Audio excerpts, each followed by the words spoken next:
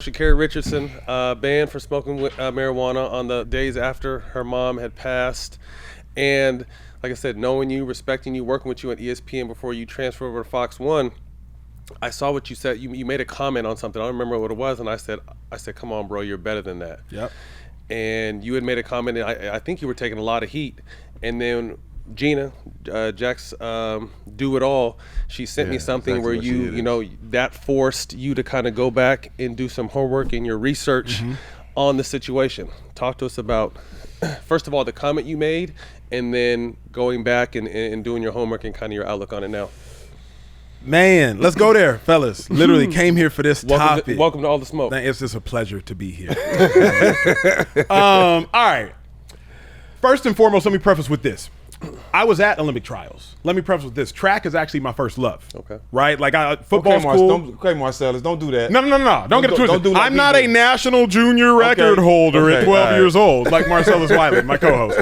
But I love track because track is quantifiable. It's like why I love math. 2 + 2 will always be 4. I don't care if Stack feels like it's 5. Right. Or if Matt feels like it's 6. 2 + 2 is 4. Point blank. Point blank. We watched the NBA Finals. How much was Giannis helping? How much was Middleton helping? How much was Chris Paul helping? Track is simple.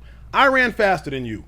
Point blank. Point blank. We ain't got to debate nothing. Right. So let me preface with this, my first love. Let me preface with I was at the Olympic trials. Let me preface with I keep up with not only what goes on in American track circuit, but the entire track circuit. Jamaicans, Nigerians, everything. Because I love track. First off, also, preface with condolences to Sha'Carri. Right. Let's not overstep. Let's not overlook. This is a woman who lost her biological mother. Now, to my knowledge, she had no relationship with her. Was raised by her grandmother, as Sha'Carri said. But this is a woman who lost her biological mother. Let's not slip over that for the sake of debate, number one. Number two, I'm from Dallas, Texas. I know she went to Carter High School. I know that area. I went to church in the hood. The hood. The hood. I went to private school, okay? But I went to church in the hood. So I'll preface with that as well. So my comment after she tested positive for marijuana, and so many people was jumping out saying they should legalize, it should be legalized, it should be legalized, it should be legalized. I'm like, okay, here's the kicker.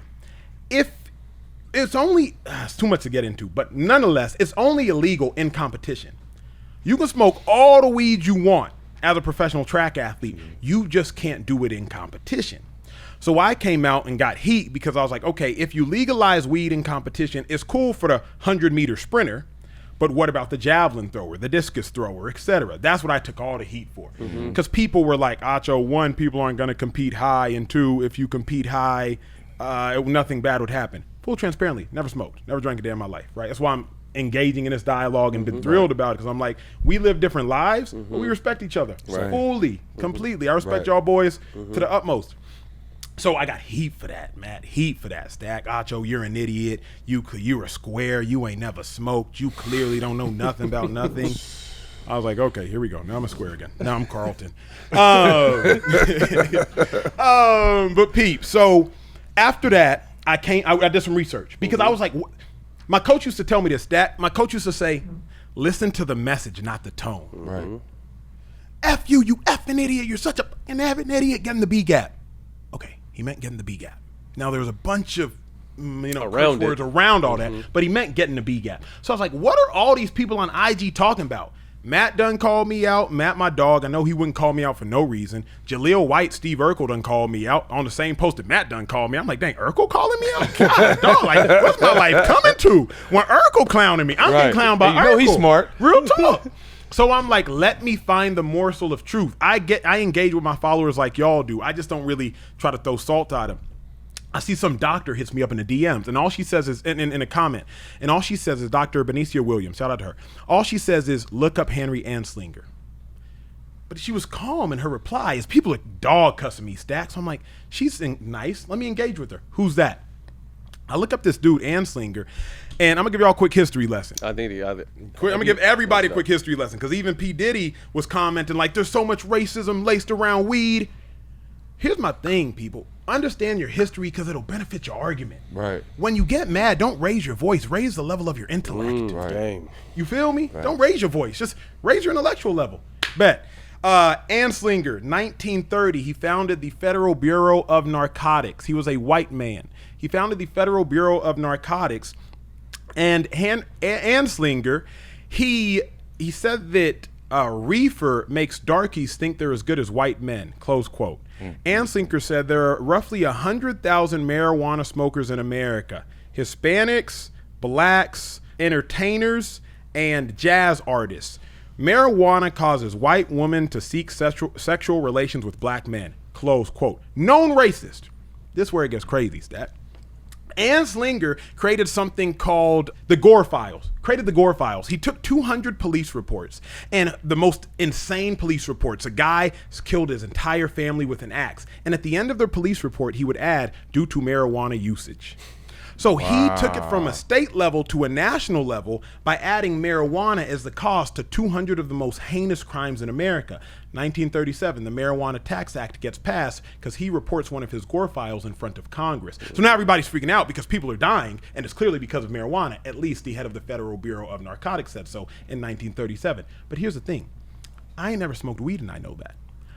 So everybody who has, y'all need to know that too. Because that is why marijuana shouldn't be outlawed in America, period. Now, as it pertains full circle back to Sha'Carri, a rule exists.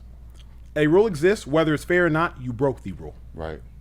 You should be punished accordingly. I grew up in Texas. I drive through the back roads in Texas. If there is a red light and I see the red light camera and I choose to run the red light and I see it flash, I got to pay the ticket. You're going to get that ticket in the mail. I seen the red light and I ran the joint. Now, I can debate why was the red light there.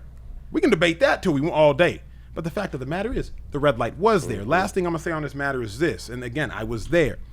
The fastest man in the world, not in America, Noah Lyles threw 200 meters, the fastest man in the world, reigning world champion. He said that USA Olympic trials make the world championships feel like nothing. Just saying, Olympic trials are more difficult than world champions. I was in the warm-up area with Noah before he had to run. Nervous as all could be. He was watching my phone. Had my phone in his hand, dropped. Nervous as all could be.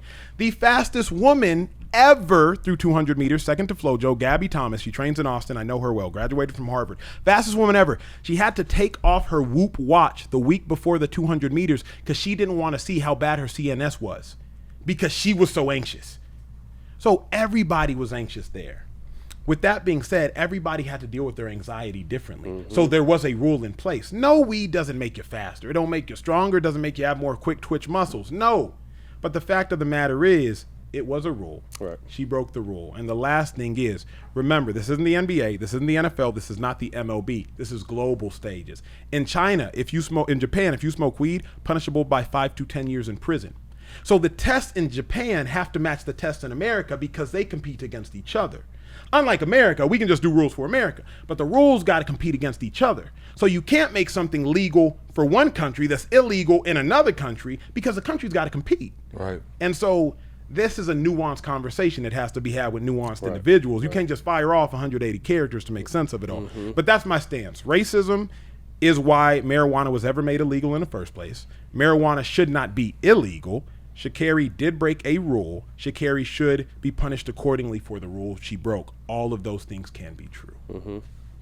I agree. And my standpoint and stance on it is obviously I think it's no secret that there's a lot of outdated rules, not only in sports but society, by people that all look alike, dress alike, and think alike. You know what I mean? There's no outside the box thinking. So I'm hoping that, unfortunately, as we said on our last show, we had Joy, you know, Kaepernick was a sacrificial lamb for police brutality, and we're heading in the right direction for that. We, you know, hopefully we kind of feel like we're taking steps in the right direction. Sha'Carri's probably going to be the sacrificial lamb for this. Luckily, she's young enough to still be able to compete, but I think it's going to garner enough attention to possibly change outdated rules and policy. And to me, it's not only in sports. You know, I think it's in the workplace and all around. You know what I mean? Because like I said, there's an old stigma on cannabis that's ridiculous because everything you need to know, all the studies are at the palm of your hand now. You can't just go by outdated thesis and principles that applied back in the 30s, all the way to Nancy Reagan in the 80s to 2021 where we're at now. But fellas, full transparency, this is why I was looking forward to rapping with y'all. I'm the dude that believed the stigma. If you tell me something is illegal since birth, it has to be bad. It's illegal. Right. Common sense says something that's illegal is bad. And so I'm told my whole life, marijuana's legal, marijuana's legal, marijuana. So surely it's bad. Right. Until I go talk to a doctor who literally sent me one of her lectures. I meet her on Instagram. She's like, hey, read one of these lectures. And I'm like, oh, snap.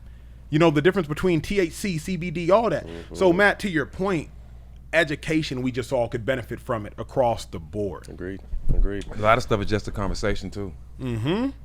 But a respectful. Yeah. A respectful Well, I mean, dialogue. Jack always says you can disagree but still respect each other. Facts. And that's important. And you can't have a conversation with people that's with minimal understanding. You got to be able to come into the conversation willing to accept other perspectives. You know what I mean? Not just coming in just to talk, just so people can hear you, so you can respond. Yep. You know what I mean? That's what happens a lot these days. People just want to respond. They don't listen to you. Big facts.